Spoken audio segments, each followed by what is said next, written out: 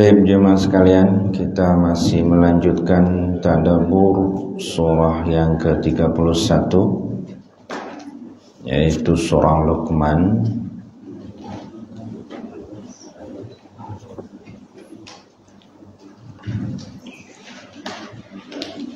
Dalam tema kisah Luqman Al-Hakim dan wasiatnya kepada anak-anak. Kita mulai dari ayat yang ke-62.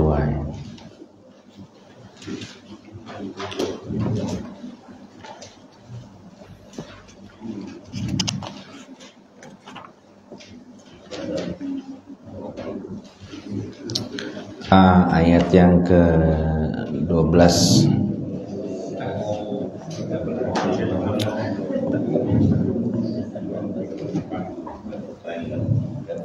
Assalamualaikum warahmatullahi wabarakatuh.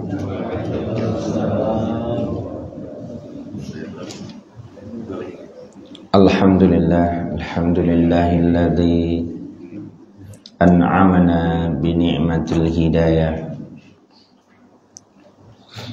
Wassalatu wassalam ala sayyidina wa qudwatina wa qurrati a'yunina nabiyyina Muhammadin sallallahu alaihi wasallam wa ala alihi wa ashabihi wa man tabi'ahu wa mawalah, amma ba'du. Kita bersyukur kepada Allah Subhanahu wa ta'ala pada pagi hari ini kita masih diizinkan olehnya untuk menjalani usia dan kesempatan hidup kita yang insya Allah kita akan gunakan untuk memperbaiki amal kita, memperbanyak bekal-bekal kita untuk menghadapnya. Amin ya rabbal alamin. Mari kita awali tadabbur maudhu'i kita dengan doa. Bismillahirrahmanirrahim. Rabbi zidni ilma, Allahumma anfa'ni bima 'allamtani wa 'allimni ma yanfa'uni warzuqni ilman yanfa'uni. Amin. Baik, kita akan melanjutkan ayat yang ke-16 dan yang ke-17 insyaallah. Kita awali dengan surah Al-Fatihah. A'udzu billahi minasy syaithanir rajim.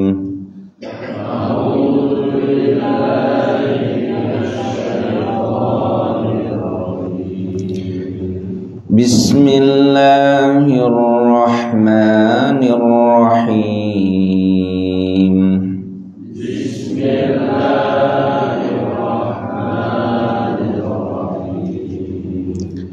Alhamdulillahi rabbil alamin.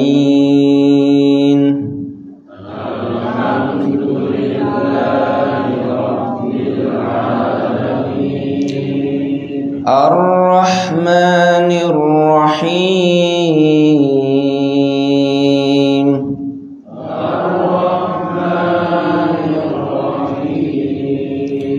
Maliki yaumiddin.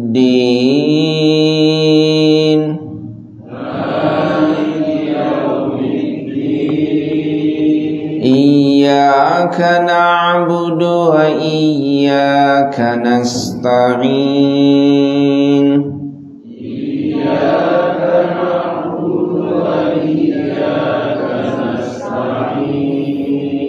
Ihdinas siratal mustaqim.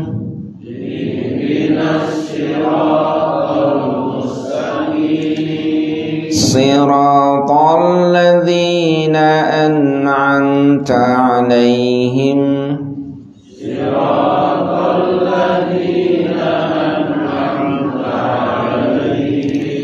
Ghairil maghdubi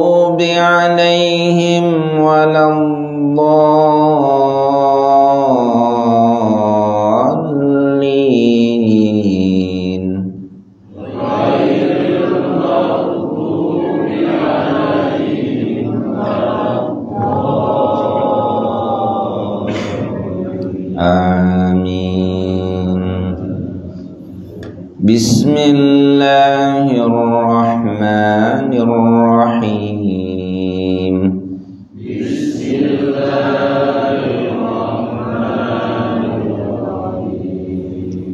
Ya bunayya innaha in takum mithqala habbatin min khardalin fatakum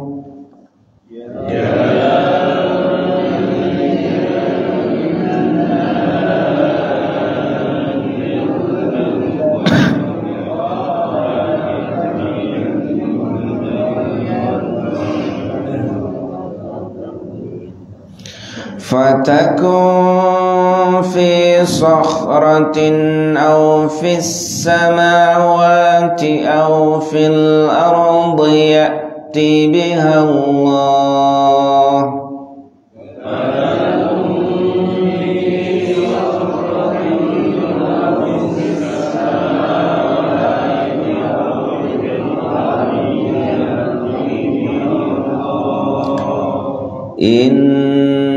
Innallaha latifun khabir.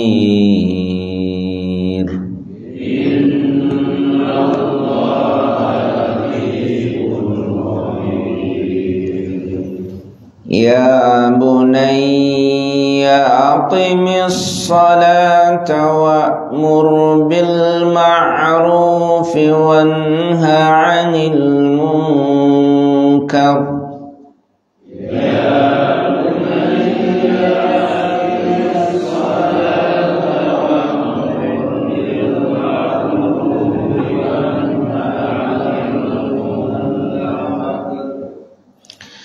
Aqimis salata wa'mur bil ma'ruf wanha 'anil munkari wasbir 'ala ma asabak.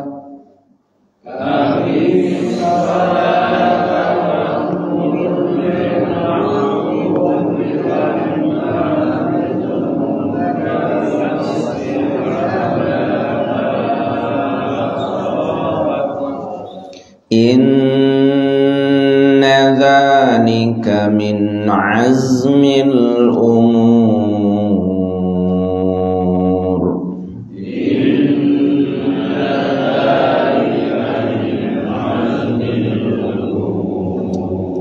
Sadaqallahul azim.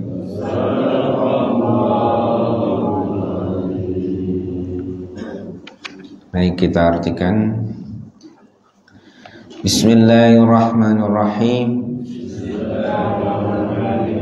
Ya bunayya, wahai anandaku, innaha, sesungguhnya keburukan, intaku, jika ada, misqala habbatin, seberat biji sawi, min khardalin, misqala habbatin, seberat biji, min khardalin, dari biji sawi, fatakun, atau ada, fi sakhratin, di dalam batu, au fis samawati, atau di langit, au fil ardi, atau di bumi, ya'ti biha, Allah datang, ya'ti biha, akan datang padanya Allahu Allah. Innallaha sesungguhnya Allah latifun amat lembut, khabirun lagi maha detil. Ya bunayya wahai anandaku, aqimis salata dirikanlah salat, wa'mur bil ma'ruf dan perintahkanlah kepada yang ma'ruf, wanha 'anil munkar dan cegahlah dari kemungkaran, wasbir dan bersabarlah, ala ma asabak atas apa yang menimpamu, inna dzalika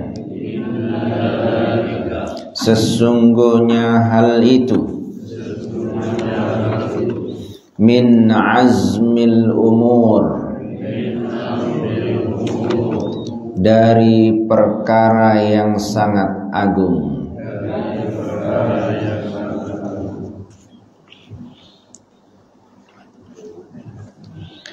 Ini ayat yang ke-16 dan yang ke-17 dari surat Luqman.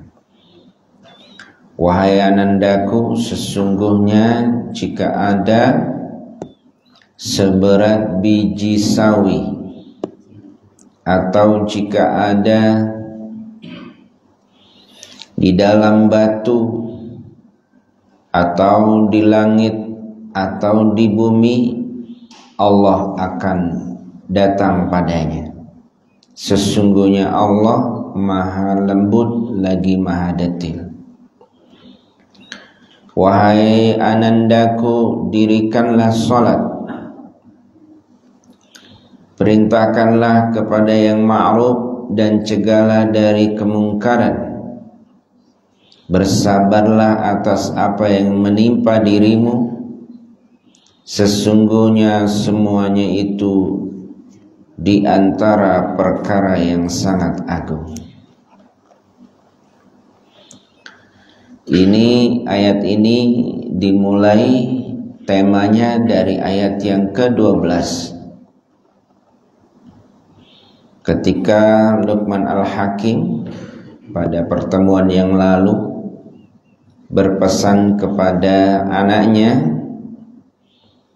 dan Luqman Al-Hakim itu diperintahkan oleh Allah untuk menjadi hamba yang bersyukur, karena bersyukur itu adalah sesungguhnya sesuatu yang menguntungkan bagi dirinya. Dan Luqman juga sudah berwasiat yang pertama kepada anaknya, la tusyrik billah, jangan berbuat syirik kepada Allah atau menyekutukan Allah. Sesungguhnya syirik itu disebut sebagai kezaliman yang sangat besar. Kemudian juga Luqman berwasiat agar berbuat baik kepada kedua orang tua, terutamanya dikhususkan kepada ibunya, yang mana ibunya itu hamalathu ummuhu wahnan ala wahni. Kemudian mengingatkan juga, jika orang tua harus memaksa untuk menyembah atau berakidah kepada agama yang lain, maka fala tuti'huma, jangan engkau taati keduanya, tetapi perlu diingat, wasahibhuma fid dunya ma'rufa, tetap berbuat baik di dunia, ya, memperlakukannya dengan baik. Kemudian yang diikuti adalah orang-orang yang man anaba ilayya, orang-orang yang kembali kepada Allah. Karena sesungguhnya kita kelak penilaian intinya akhirnya itu ada pada Allah Subhanahu wa ta'ala. Nah, kali ini Luqman Al-Hakim memanggil anaknya itu dengan ya bunayya. Sesungguhnya memanggil anak cukup dengan ya bani. Ya bani. Tapi di sini dipanggilnya dengan ya bunayya. Nah, ini menunjukkan apa? Menunjukkan kasih sayang. Ya bunayya itu menunjukkan kalimat kasih sayang. Kalau kita mungkin bahasa Indonesianya wahai anakku, tapi ditambah wahai anandaku. Nah, apa itu menunjukkan apa? Ananda, anandaku. Kalau ayah dipanggilnya ayahanda. Padahal kalau kita memanggil ya ayah, wahai ayah itu cukup. Tapi wahai ayahanda. Ketika manggil anak, wahai anakku, itu sebenarnya juga cukup. Tapi di sini pakainya bunayya, bukan bani, tapi bunayya. Ini menunjukkan apa? Kecintaan seorang ayah kepada anaknya. Ya bunayya. Ya bunayya. Ya bunayya in taku mithqala habbatin min khardalin. In taku mithqala habbatin. Jika ada seberat biji sawi. Biji sawi itu sesuatu yang masuk logika di masa itu, di masa turunnya ayat ini. Cuma kalau di masa sekarang kita itu biji sawi itu hanya sebagai kiasan. Jadi bukan makna hakikat tapi hanya makna majazi. Artinya apa? Artinya sesuatu yang terkecil sekalipun, itu maksudnya. Kalau dulu orang zaman dulu belum ada teknologi, ngelihat sesuatu yang terkecil itu ya Allah gambarkan biji sawi. Tapi kalau sekarang molekul, atom, ya. Karena pakai apa? Ada teknologi yang bisa melihatnya. Bahkan ada yang lebih kecil dari itu semuanya mungkin nanti. Nah, tapi itulah tujuan Allah. Jadi membahas masalah ini. Maka nanti kita lihat akan di ayat yang terakhir ini, ya. Dari biji sawi, kemudian fatakun fi sokhratin, atau di dalam batu. Batu itu keras. Jika ada di dalam batu itu kehidupan, maka Allah ngerti, Allah paham. Aw fis samawati, atau di langit yang begitu tak terbatas. Aw fil ardi, atau di bumi. Ya'ti bihallah. Apa maksud daripada ya'ti bihallah? Allah pasti akan mengurusinya. Makhluk atau apapun yang ada pada alam semesta itu Allah pasti mengurusinya. Allah pasti menghitungnya. Allah pasti mengetahuinya. Ya. Maka pernah ditemukan ada sebuah batu besar, kemudian begitu dibelah ternyata di dalamnya ada makhluk, dan makhluk itu hidup. Makhluk itu hidup. Jadi ini sesuatu yang tidak ada yang mustahil bagi Allah Subhanahu wa ta'ala. Ya. Innallaha latifun khabir. Sesungguhnya Allah itu maha lembut lagi maha detil. Sesungguhnya Allah itu maha lembut dan lagi maha detil. Nah, dari ini maka kita lihat dari penafsiran Imam Al-Qurtubi dalam ayat ini. Dia berkata, bi annahu law kana lil insani rizqu mithqala habatin khardalin fi ayyi makanin fil alam al-alawi as-samawat was-sufla al-ard ja'a Allahu biha. Imam Al-Qurtubi mengatakan, jika ada rizki yang itu diperuntukkan untuk manusia, meskipun sekecil biji sawi, yang itu tempatnya di langit yang begitu tinggi atau di bumi yang begitu rendah, Allah akan mendatangkan padanya. Hatta yasuquha ila man hiya rizquhu, sehingga rizki itu akan didatangkan padanya, pada alamatnya. Ya, pada alamatnya. Aila tahtamu lirizqi hatta tashtagil bihi an ada'il faraid. Maksudnya apa? Maksudnya kita jangan terlalu memikirkan bagaimana rizki kita itu datang kepada kita. Jangan terlalu tersibukkan memikirkan bagaimana rizki itu datang kepada kita, sehingga kita meninggalkan faraid. Apa faraid? Kewajiban-kewajiban kita, sehingga kita meninggalkan mengikuti jalan menuju Allah, ya.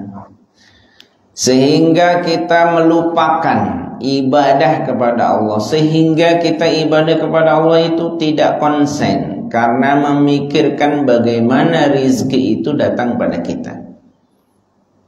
Di dalam kitab Qatrul Ghais sebagai syarah dari Masail Abi Laith itu dikatakan bahwa Allah Subhanahu wa taala itu bukan hanya menciptakan rizki, tapi Allah menciptakan al-murtaziqati. Al-murtaziqati itu artinya orang yang akan mendapatkan rizki. Jadi ketika rizki itu diciptakan, itu sudah ada namanya. Ini untuk siapa? Ya. Ketika ayat mengatakan wa fis samai rizqukum wa ma tu'adun, dan ternyata rizki kita itu sumbernya juga dari langit. Ketika langit menurunkan air hujan tetes demi tetes, sehingganya setiap tetes itu ada nama kita masing-masing. Begitu tetes itu sampai ke bumi, kemudian ternyata menetesi tanaman padi misalkan, kemudian satu bulir padi itu tumbuh di Garut misalkan. Nah itu ternyata ada nama juga masing-masing. Kalau di sana ada nama kita, maka biji beras atau padi itu akan sampai kepada kita. Orang Lampung belanja beras ke Garut, ya, kemudian dikirim dari Garut, beras Garut, kemudian sampai ke kita. Tidak dibeli kecuali orang yang membeli itu yang namanya ada di situ. Ya, akhirnya sampai ke kita, dimasak, ya, tidak kita makan, tidak kita ambil nasi itu kecuali yang ada namanya kita di situ. Kalau anak-anak kita namanya di atas, maka anak-anak kita yang dulu ngambil. Kalau kita yang nama kita di bawah, maka kita makannya terakhir. Iya, jadi seperti itu. Kalau ternyata yang dimasak tidak ada nama kita, maka tidak akan kita makan. Kita makannya di warung Padang. Ya, Pak Roni ya. Nah, jadi seperti itu. Jadi kita jangan terlalu memikirkan bagaimana rizki itu datang kepada kita. Bahkan Allah juga menciptakan, di samping menciptakan rizki, menciptakan alamatnya, dan Allah menciptakan penyampainya. Bagaimana proses rizki itu datang kepada kita, Allah sudah siapkan caranya. Maka kita tidak perlu terlalu merasa takut, khawatir kalau kita nggak makan. Nah, hari ini banyak orang yang khawatir nggak makan. Kenapa perang terjadi? Kenapa orang harus mencari harta lebih banyak lagi, lebih banyak lagi, lebih banyak lagi? Kenapa orang harus menjabat lebih lama lagi, lebih lama lagi? Kenapa? Karena hakikatnya dia takut nggak makan. Kalau dia dikasih info usia bapak sudah sebentar lagi, ya tapi kan anak saya, anak bapak sudah ini, tapi kan cucu saya. Seolah-olah dialah yang memikirkan anak dan cucunya. Padahal Allah Subhanahu wa ta'ala sudah menyiapkan segala-galanya. Ya. Ini tentang akidah. Kemudian ya bunayya aqimis shalah.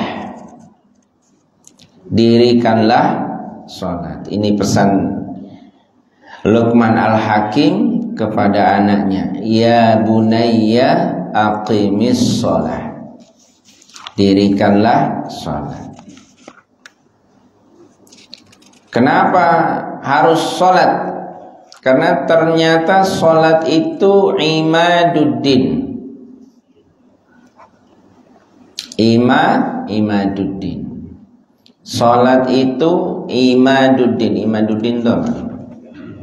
Tiangnya agama. Tiangnya agama. Kemudian wan nahyu anil munkar. Dan Luqman Al-Hakim juga memerintahkan supaya kita menghindarkan diri kita dari kemungkaran. Memerintahkan kebaikan dan meninggalkan dari kemungkaran. Nah, itu ada hubungannya dengan sholat. Kalau kita tidak sholat, boleh jadi kita berat meninggalkan kemungkaran. Kalau kita tidak sholat, boleh jadi kita sulit menjalankan ma'ruf, hal-hal yang baik. Tapi kalau kita sholat, itu insya Allah tanha anil fahsyai wal munkar, akan mencegah diri kita dari perbuatan fahsya dan munkar. Dan ternyata memang sholat itu luar biasa. Karena memang sholat itu luar biasa. Ada seorang pakar, praktisi sihir dari Rusia. Praktisi sihir dari Rusia. Itu mengejutkan ketika diwawancara. Siapa orang yang paling sulit Anda sihir atau Anda guna-guna?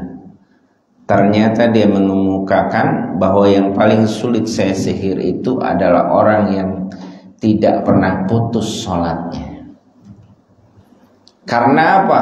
Seolah ada benteng yang begitu luar biasa kuatnya untuk disihir dan diguna-guna. Itu sholat. Karena memang didukung dengan syawahid atau riwayat-riwayat Nabi juga begitu. Yaitu kenapa sholat itu tanhauna anil fahsyai wal munkar? Karena memang setan tuh sulit untuk berkecimpung di dalamnya. Kalau sholatnya itu dengan khusyuk. Kalau sholatnya itu dengan hati. Kadang-kadang sholat tapi hatinya kemana-mana, ya. Orangnya di masjid, hatinya di pekerjaan. Orangnya di masjid, hatinya di mana? Ya. Jadi kalau kita sudah masuk masjid, lupakan sesuatu yang di luar masjid. Nah, kita fokus kepada Allah Subhanahu wa ta'ala. Itu makna khusyuk. Ya. Kemudian apa perintah berikutnya? Wa'mur bil ma'ruf wanha 'anil munkar wasbir 'ala ma asabak. Sabarlah terhadap segala sesuatu yang menimpa dirimu. Menurut Dr. Yusuf Qardawi, sabar itu diambil dari beberapa tafsir dan hadis Nabi. Sabar itu berfungsi pada 3 hal. Yang pertama, sabar itu dalam perintah, menjalankan perintah Allah Subhanahu wa ta'ala. Itu butuh sabar. Menjalankan perintah Allah itu butuh sabar. Karena kadang-kadang kita malas untuk melakukannya. Butuh sabar. Salat juga butuh sabar. Berpuasa butuh sabar. Sedekah juga butuh sabar. Ya, kalau nggak sabar, wah, sulit, berat rasanya. Ya. Kemudian yang kedua, menempatkan kesabaran pada saat kita meninggalkan kemaksiatan. Oleh karena itu, kadang-kadang kita menilai amal itu saat menjalankan ibadah. Sementara ada orang yang meninggalkan maksiat, kadang-kadang kurang kita berikan penilaian. Padahal meninggalkan kemaksiatan itu luar biasa, lebih berat. Betul apa benar? Betul. Jadi meninggalkan kemaksiatan di zaman sekarang itu lebih-lebih. Di zaman sekarang itu lebih-lebih. Kalau zaman dahulu para sahabat mungkin bisa anteng. Kenapa anteng? Karena nggak ada medsos. Tidak, para sahabat tuh nggak pegang HP. Jadi mau komunikasi aja harus pakai surat menyurat. Surat menyurat itu harus dikirim kurir. Kurir itu harus menggunakan perjalanan butuh waktu, bahkan berhari-hari. Tapi kalau sekarang kita bisa melihat orang Amerika, kita bisa melihat kehidupan di Swiss, kita bisa melihat keadaan di Bali dan lain sebagainya. Ya, jadi nah, untuk menghindarkan diri dari kemaksiatan di zaman sekarang itu luar biasa. Maka Rasulullah pernah mengatakan, a'jabul mu'minina imanan. Yang paling menakjubkan keimanan umatku adalah umat yang nanti datang pada saat aku sudah tidak ada, kata Nabi. Itu adalah keimanan yang sangat menakjubkan. Para sahabat bertanya, bukankah kami yang paling hebat keimanannya wahai Rasul? Tidak, engkau jelas beriman. Aku ada di hadapan kalian. Ya, bukankah para malaikat gak usah ditanya. Lantas siapa orang yang hebat keimanannya ya Rasul? Adalah orang-orang yang nanti di masa aku tidak ada, mereka hanya berhadapan dengan Al-Quran dan ujiannya begitu banyak, tapi mereka tetap beriman. Berarti kita punya nilai nih sekarang. Nilai. Kalau orang dulu tahajud mudah. Kenapa mudah? karena jam 8 sudah tidur, jam 9 sudah tidur. Dulu nggak ada listrik, TV juga nggak ada. Nah sekarang orang mau tidur jam 8. Nah kalau nggak capek-capek banget, lelah-lelah banget, itu pun tertidur di depan TV atau tertidur di saat apa gitu. Nah, jadi zaman sekarang itu luar biasa. Maka Imam An-Nawawi Al-Bantani dalam kitab Maraqil Ubudiyah itu menjelaskan bahwa meninggalkan kemaksiatan itu bisa jadi pahalanya lebih berat dibanding mengamalkan sesuatu kebaikan. Ya, kadang-kadang kita selalu menyesal ketika kita tidak tahajud, padahal memang kondisi kita itu begitu berat dan begitu capek, sehingga kita menghina tidur kita. Ya, kita sering tuh menghina tidur kita. Padahal tidur itu luar biasa, disebut dalam surat Ar-Rum itu, wa min ayatihi manamukum billail. Dan di antara tanda-tanda kekuasaan Allah itu tidur kamu itu di waktu malam.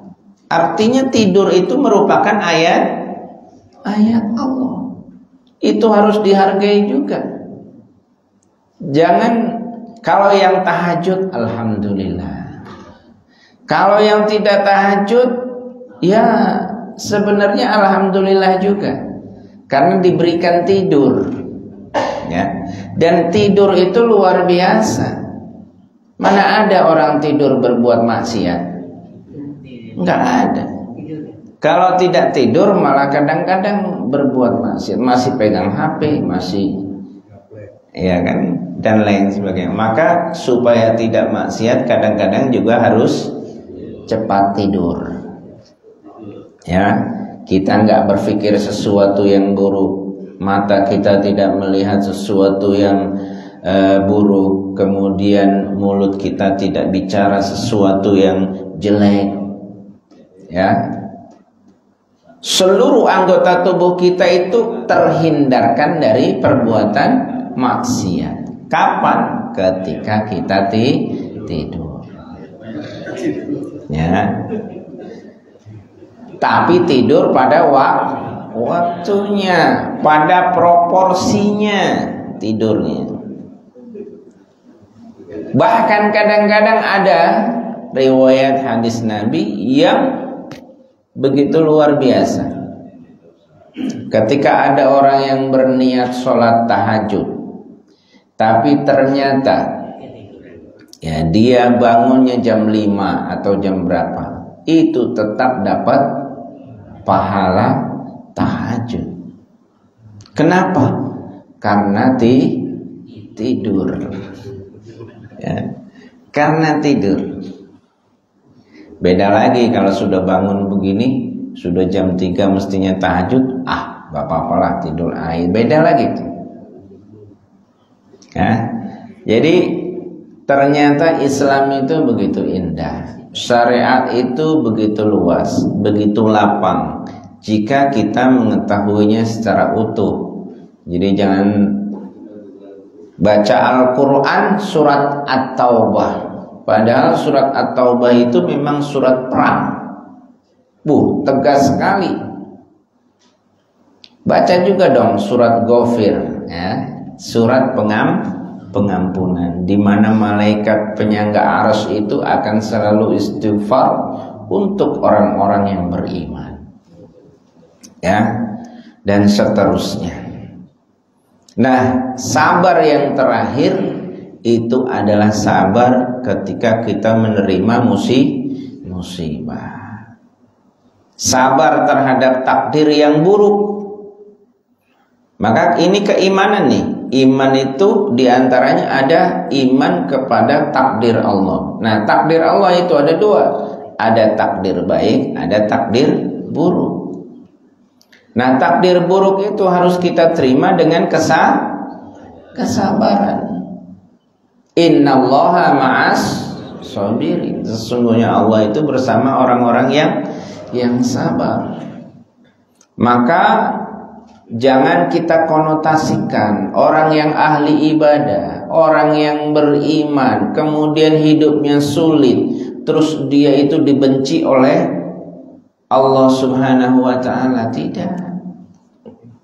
Boleh jadi itu adalah orang yang senantiasa dirindukan oleh Allah Subhanahu wa ta'ala. Dia diingatkan dengan musibah sehingga hatinya supaya muhasabah, sehingga lahir dari jiwanya jiwa yang mulia. Kenapa? Karena kesabaran yang tumbuh dalam dirinya. Sebaliknya ada orang yang diberikan kehidupan yang mudah, mewah, semuanya ada. Jangan dianggap juga itu tanda cinta Allah. Belum tentu. Belum tentu. Jangan-jangan ini istidraj. Apa istidraj? Ketika kita jauh dari Allah, hartanya malah semakin banyak. Ketika kita minggir dari Allah, maka usahanya semakin sukses. Hati-hati.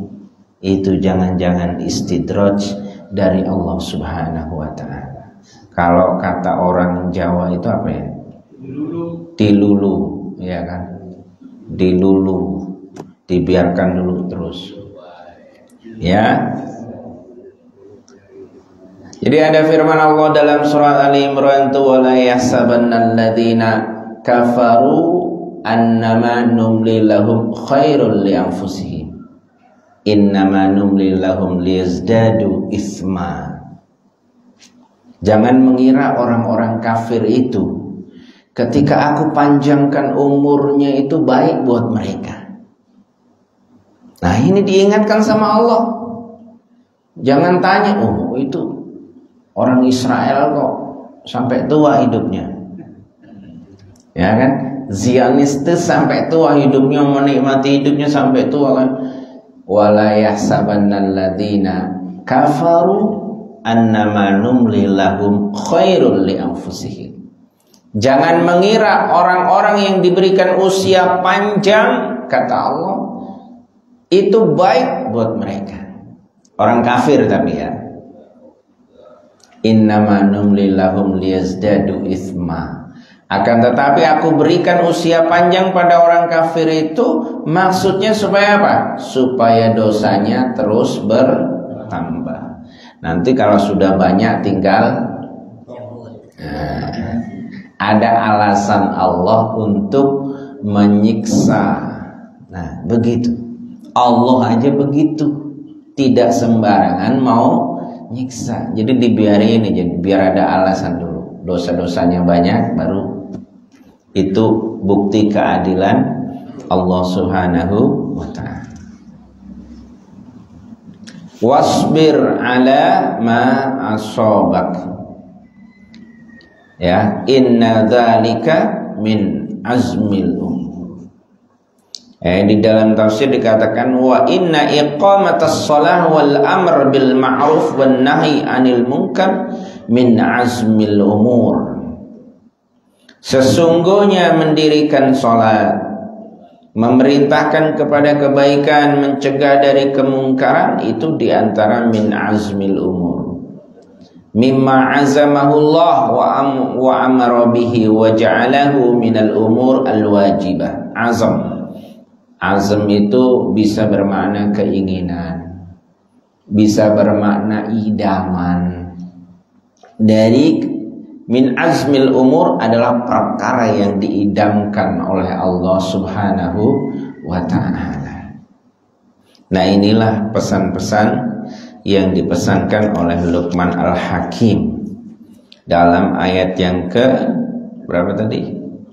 Ke-16 dan yang ke-17. Yang pertama, menegaskan bahwa kita harus faham bahwa Allah itu latifun khabir.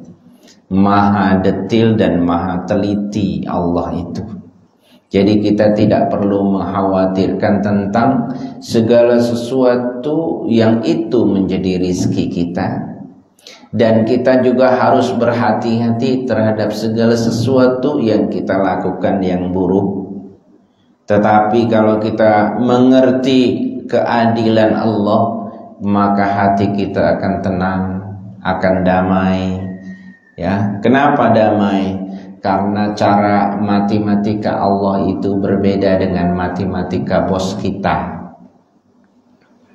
Ya, kalau bos kita luar biasa detil. Apanya detil? Ya, hitungan kamu berapa jam, kerja berapa hari, nah gajinya sekian, dihitung 1:1. Tapi kalau Allah tidak, man jaa bil hasanati falahu 'asyru amsalihha wa man jaa bis sayyi'ati fala yujza illa mithlaha. Ketika kita berbuat baik, Allah hitung 10.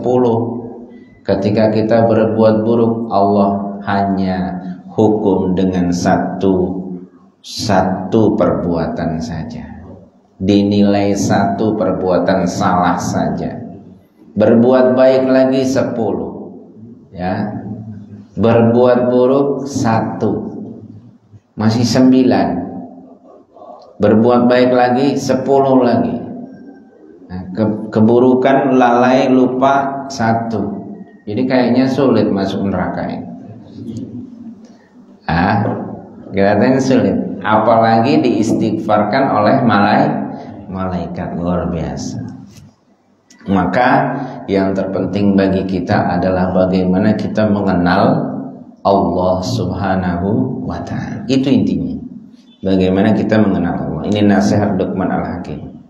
Kemudian bukti daripada mengenal Allah itu apa? Aqimis shalah, mendirikan shalat. Bukti ketauhidan kita, wa'mur bil ma'ruf wanha 'anil munkar wasbir 'ala ma asabak inna dzalika min azmil umur. Jadi kalau sudah kita mengenal Allah, Allah terasa dekat dengan kita, semua amal ibadah itu terasa ringan. Mencegah keburukan itu juga terasa ringan. Dan bersabar kepada sesuatu musibah itu hakikatnya karena kita cinta kepada Allah Subhanahu wa ta'ala. Demikian mudah-mudahan menjadi bekal kita dalam kehidupan kita, dan kita akan praktekkan dalam kehidupan kita. Kita tutup majelis ini dengan baca doa. Bismillahirrahmanirrahim. Subhanakallahumma wa bihamdika asyhadu an la ilaha illa anta astaghfiruka wa atubu ilaik. Kurang dan lebihnya saya mohon maaf. Wabillahi taufiq wal hidayah. Wassalamualaikum warahmatullahi wabarakatuh.